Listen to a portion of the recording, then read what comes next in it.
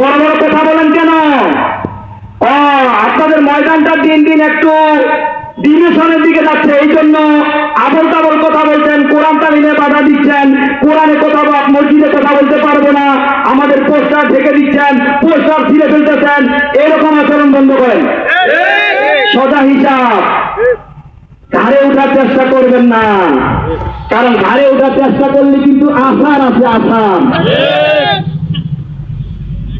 সাবধানে, আমরা কিন্তু সরলতা, আমাদের সরলতাকে সহজ হিসাবে নেবেন না। আমরা কিন্তু নরম নয়, আমরা কিন্তু জায়গা মতো শক্ত হতে জানি।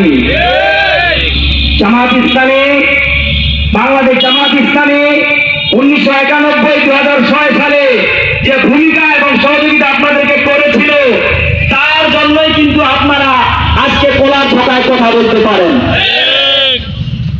এই জন্য আপনাদেরকে বলতে চাই ভাইরা, নির্বাচনের ময়দান এটা গণতান্ত্রিক বাংলাদেশে সবাই আপন আপন জায়গা থেকে কাজ করব, কেউ হিংসামূলক আচরণ করব না, সবাইকে ফিরে আসতে হবে।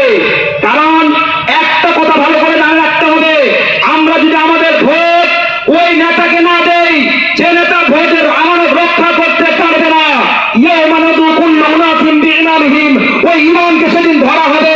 যে ইমামকে আমরা ভোট দিয়েছিলাম, যে নেতাকে ভোট দিয়েছি, ওর নেতারা চামচাগিরি করে লক্ষ লক্ষ টাকা দুর্নীতি করছে, কামিকার টাকা খায়, ব্রিজের টাকা খায়, মসজিদের টাকা খায়, বিভিন্ন অভিযোগের টাকা খায়।